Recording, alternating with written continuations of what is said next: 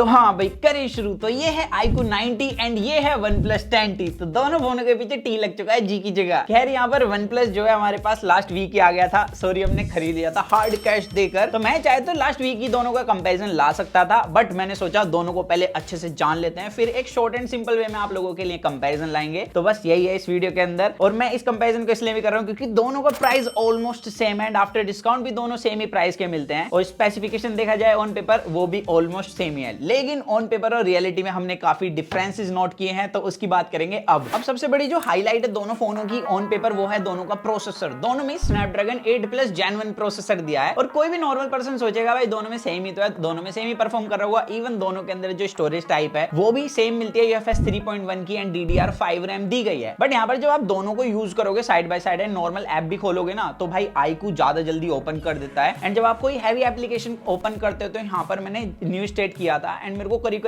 3-4 second का हर बार difference note हुआ है। तो यहाँ पर iQOO जो है डे टू डे यूजेज में ज्यादा अच्छा परफॉर्म करता है। हालांकि दोनों में जो 120 हर्ट्ज है वो ऑलमोस्ट सिमिलर परफॉर्म कर रहा है, तो इस मामले में सेम है। लेकिन यहाँ पर अगर मैं प्रोसेसर की बात करूं तो भाई OnePlus यहाँ पर मस्त खेला है। लाइक अगर आप CPU थ्रोटलिंग टेस्ट रन कराते हो तो आपको लगेगा कि OnePlus ज्यादा बेटर परफॉर्म कर रहा है, क्योंकि इसमें 79% की कंसिस्टेंसी है, वहीं पर iQOO के पास 72% की कंसिस्टेंसी है। लेकिन यहाँ पर अगर मैं बात करूं पीक परफॉर्मेंस की, तो जितनी OnePlus की पीक परफॉर्मेंस है उतना यहाँ पर iQOO की मिनिमम परफॉर्मेंस है, यहाँ पर आप नोटिस कर सकते हैं। तो iQOO ने यहाँ पर अंडरक्लॉक नहीं किया हुआ है एंड OnePlus ने मेरे को लगता है इस प्रोसेसर को अंडरक्लॉक किया हुआ है, जिससे कि सैमसंग कर देता है पावर को लिमिट करके ताकि फोन हीट ना हो। और ये रिजल्ट्स मेरे को सेम देखने के लिए मिले Antutu के अंदर। Antutu के अंदर एक तो स्कोर भाई जो iQOO ने वो जल्दी ला दिया था, दूसरा ये 1-2 डिग्री कम ही हीट था OnePlus के कंपैरिजन में, एंड स्कोर में तो करीब 3 लाख का डिफरेंस नोट हुआ है। मतलब मैं ये कह सकता हूं कि दोनों में इतने डिफरेंस है जितना कि 888 और 8+ Gen 1 में, तो यहाँ पर मेजर डिफरेंस नोट हुआ है। तो OnePlus ने भले ही सेम प्रोसेसर दे दिया है, लेकिन अभी इन्होंने मस्त अंडरक्लॉक करके दिया है। और दोनों में हैवी टास्क करते एक बात मैंने नोट करी कि आप YouTube पर जाकर HFV अनबॉक्स को सब्सक्राइब कर सकते हो।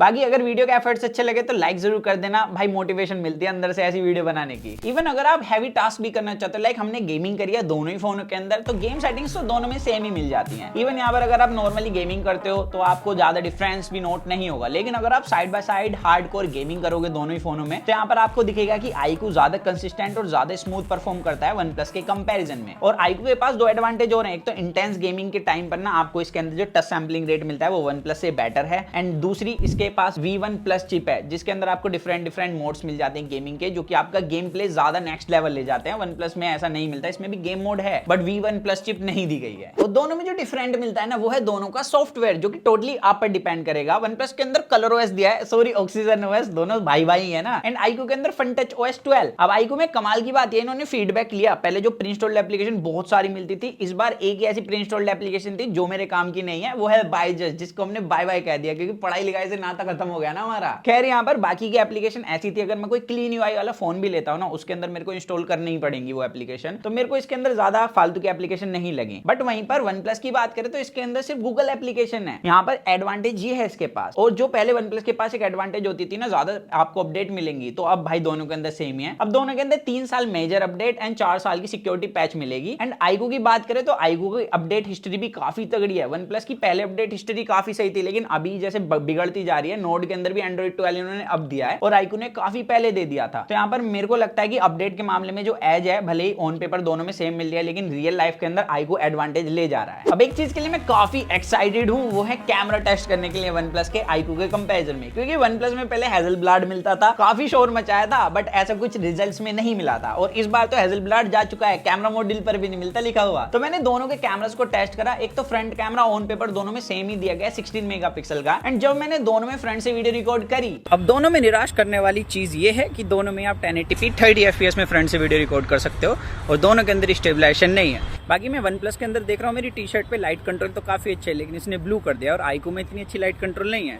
तो आप मुझे बता सकते हैं आपको ऑडियो और वीडियो क्वालिटी किसकी अच्छी लगी? तो ऑडियो में तो यहाँ पर क्लियरली iQOO ज्यादा अच्छा परफॉर्म कर रहा था, बट भाई स्टेबलाइजेशन में दोनों ने मुझे मस्त निराश करा है। एंड यहाँ पर जो डिफरेंस था ऑल ओवर वीडियो में वो सिर्फ कलर का था। OnePlus आपको वार्म टोन देता है तो iQOO कूल टोन देता है। बट यहाँ पर जैसे आप फोटो कैप्चर करोगे ना तो रिजल्ट्स बिल्कुल अपोजिट हो जाते हैं। यहाँ पर iQOO में वार्म टोन मिलता है एंड OnePlus तो भाई अलग ही चला जाता है। इसका बॉक्स रेड, इसकी केबल रेड और इसके जो कलर्स हैं फोटो के अंदर वो भी रेड। तो ये रेड टोन अपना लेता है। बाकी वन प्लस क्या है कि स्किन को कहीं से ज्यादा ब्राइट कर देगा और कहीं से ज्यादा डल रखता है, तो ये मेरे को अच्छा नहीं लगा। आई को वहीं पर काफी अच्छे से बैलेंस रखता है और टेक्सचर भी काफी अच्छे से हाईलाइट रखता है। और जैसे दोनों में 16 मेगापिक्सल का कैमरा है, लोगों को लगता है कि दोनों में सेम डिटेल्स होंगी, बट यहाँ पर आईकू के अंदर ज्यादा अच्छी डिटेल्स देखने के लिए मिली है हर एक सिचुएशन में। बट यहाँ पर जब आप पोर्ट्रेट मोड लगाते हो ना, तो यहाँ पर एज डिटेक्शन जो है वो तो सेम है और आईकू के कलर ज्यादा पंची हैं, जो कि सोशल मीडिया पर अच्छे लगते हैं। लेकिन आईकू के अंदर जैसे मैंने अनबॉक्सिंग वीडियो के अंदर ही बताया था कि पोर्ट्रेट मोड लगाते ही कभी कभी ओवर शार्प कर देता है इमेज को, एंड यहाँ पर वन प्लस ऑल ओवर एक बैलेंस इमेज आपको कैप्चर करके देता है। बट इंडोर के अंदर रिजल्ट्स फिर से अपोजिट हो जाते हैं। यहाँ पर नॉर्मल फोटो के अंदर भाई आईकू ज्यादा अच्छा परफॉर्म करता है, बैकग्राउंड में लाइट कंट्रोल भी अच्छा है, फेस पर डिटेल्स कमाल की हैं, एंड पोर्ट्रेट मोड के अंदर अगेन आईकू में ओवर शार्पनिंग मिलती है। तो यहाँ पर काफी मिक्स रिजल्ट्स हैं। इसके अलावा दोनों में बैक कैमरा 50 मेगापिक्सल का दिया है विद OIS, एंड यहाँ पर स्टेबलाइजेशन तो दोनों की अच्छी है। लेकिन आईकू में क्या है कि नेचुरल बैकग्राउंड ब्लर मिलता है आपको नॉर्मल मोड के अंदर भी, एंड यहाँ पर जो डिटेल्स है ऑल ओवर आईकू के पास ज्यादा कमाल की। इवन फेस अगर आप देखोगे तो आईकू में फार बेटर मिलता है वन प्लस से भी। तो यहाँ पर वन प्लस को वीडियो में काम करने की जरूरत है। और नॉर्मल मोड में जब मैंने क्लोज जाके सब्जेक्ट के फोटो कैप्चर करी तो वन प्लस क्या है, चमकाने पर फोकस करता है। आईकू काफी अच्छे से जो क्लोज टू नेचुरल कलर है वो ऑफर करता है हर एक सिचुएशन के अंदर। लेकिन जब आप किसी इंसान की फोटो कैप्चर करोगे तो दोनों के कलर्स नेचुरल नहीं है। यहाँ पर आईकू थोड़े से बूस्टेड रखता है, तो वन प्लस चमकाने पर ज्यादा फोकस करता है। वन प्लस में ऐसे लगता है जैसे ऑयल पेंटिंग कर दियो आपके फेस पर। बाकी यहाँ पर आईकू के पास डिटेल भी अच्छी है। यहाँ पर आप मेरी टी शर्ट का टेक्सचर देख सकते हो, डायनेमिक रेंज दोनों की इक्वली है, बैकग्राउंड में लाइट कंट्रोल भी अच्छा है। बट जैसे पोर्ट्रेट मोड लगा दोगे ना तो वन प्लस भाई बहुत ही ज्यादा चमका देता है। आईकू वहीं पर काफी अच्छे से मेंटेन करके रखता है शैडोज और हाईलाइट को। तो यहाँ पर आईकू की जो कंसिस्टेंसी है पोर्ट्रेट मोड के अंदर वो फार बेटर है वन प्लस से भी। और आईकू के पास एक एडवांटेज और है कि इस पे proper dedicated telephoto camera sensor दिया गया है, जो कि वन प्लस में नहीं मिलता। बट वन प्लस में क्या है, 2x डिजिटली फोटो कैप्चर कर सकते हो पोर्ट्रेट मोड के अंदर। तो यहाँ पर एज डिटेक्शन तो दोनों का मेरे को सेम ही लगा, लेकिन आईकू में जैसे कि डेडिकेटेड लेंस दिया है तो उसकी वजह से आपको डिटेल्स ज्यादा अच्छी मिलती हैं। और इंडोर के अंदर मेरे को वन प्लस ज्यादा अच्छा परफॉर्म करता हुआ दिखा, लेकिन पोर्ट्रेट मोड के अंदर अगेन आईकू ज्यादा अच्छा परफॉर्म कर रहा था। और इसके अलावा जो दोनों में डिफरेंस मिला कैमरे में वो है ऑन पेपर अल्ट्रा वाइड। यहाँ पर आईकू में 13 मेगापिक्सल का ultra wide angle camera sensor मिलता है, तो वन प्लस में 8 मेगापिक्सल का। एंड पहली बार मैंने रियल लाइफ में नंबर वर्क करता हुआ देखा है। यहाँ पर अगर शार्पनेस की बात करूं, डिटेल की बात करूं, डायनेमिक रेंज की बात करूं,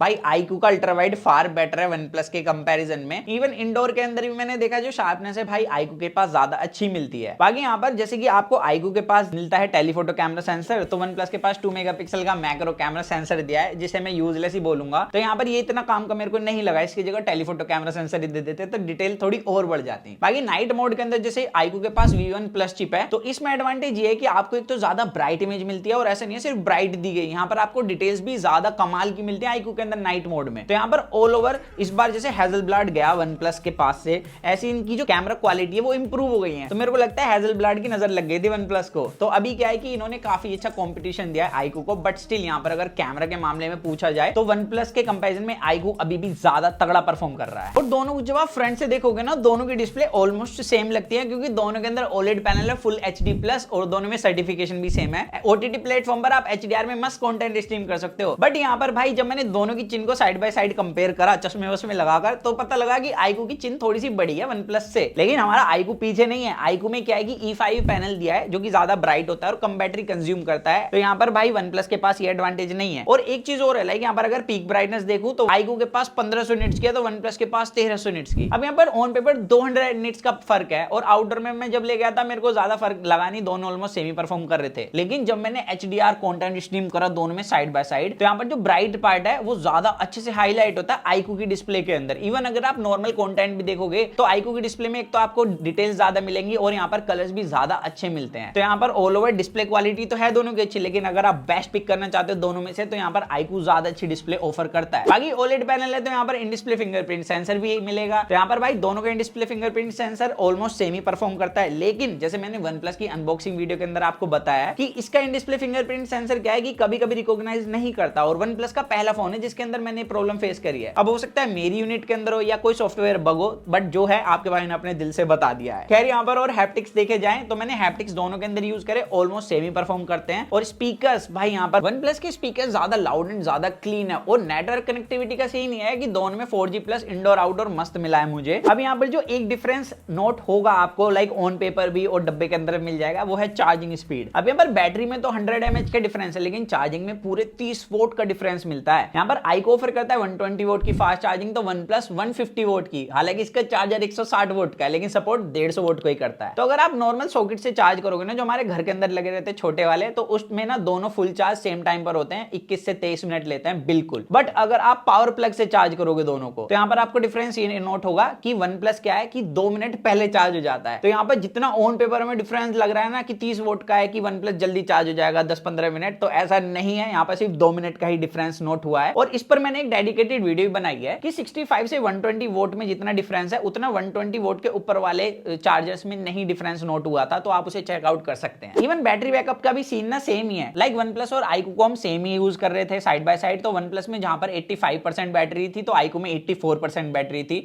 तो यहां पर बैटरी बैकअप भी सेम ही नोट हुआ है मुझे डे टू डे यूजेज में। अब इसके अलावा जो मेरे को एक मेन डिफरेंस नोट हुआ है डे टू डे यूज करते हुए दोनों फोनों को, वो है बिल्ड और लुक्स। लाइक लुक तो एक सब्जेक्टिव चॉइस है जो कि टोटली आप पर डिपेंड करेगा कि आपको iQOO पसंद है OnePlus, तो वो आप मुझे कमेंट्स में बता सकते हैं। बट पर्सनली मुझे ना OnePlus का लुक थोड़ा सा ज्यादा अच्छा लगा। लेकिन वहीं पर अगर बिल्ड की बात करूं तो iQOO ज्यादा प्रीमियम फील होता है, क्योंकि इसका साइड का फ्रेम एल्यूमिनियम का है, तो OnePlus का प्लास्टिक का, जिसकी वजह से ज्यादा टफ लगता है हाथ में। और इसके साथ सीन ये भी है कि आप इसे विदाउट कवर यूज करोगे ना, तो इसकी बैक में स्मजेस नहीं लगेंगे। यहाँ पर AG मैट फिनिशिंग बहुत अच्छे से वर्क करती है। मैंने इसे मस्त कवर के बिना यूज करा है। एंड OnePlus के अंदर क्या है कि यहाँ पर भी ग्लास है, यहाँ पर भी ग्लास है, लेकिन इसमें शाइनी बैक मिलती है जिस पर फिंगरप्रिंट बहुत ही ज्यादा विजिबल है। बार बार साफ करना पड़ेगा। मैंने तो कपड़ा भी रखा हुआ है, बहुत बार साफ कर लिया इस वीडियो को बनाते हुए ही। हालांकि इसका ब्लैक कलर भी मैट फिनिश में आता है, लेकिन वहां पर कैमरा मॉड्यूल बिल्कुल गायब सही हो जाएगा। तो यहाँ पर आप मुझे बता सकते हैं आपको डिजाइन किसका अच्छा लगा। बट डेफिनेटली जो बिल्ड क्वालिटी है iQOO की ज्यादा सॉलिड और ज्यादा प्रीमियम फील कराती है। तो बस यही था आज की इस वीडियो के अंदर। अगर मैं अपनी ओपिनियन दूं दोनों फोनों के बारे में, तो OnePlus ने नो डाउट काफी सारी इंप्रूवमेंट्स करी हैं अपने पुराने फोनों के कंपैरिजन में। बट अभी भी भाई iQOO ज्यादा एडवांटेजेस ले जाता है। बाकी आप मुझे बताना आपको दोनों में से कौन सा फोन अच्छा लगा। मैं आपके कमेंट्स पढ़ने वाला हूं। और चैनल पर नहीं तो चैनल सब्सक्राइब कर देना अगर वीडियो अच्छी लगे तो। सो दैट्स इट गाइस, मिलते हैं जल्दी कूल और एक्साइटिंग वीडियो में। तो जब तक के लिए जो मन में आएगा इसको करें to watch your heart will stay with that we unbox guys.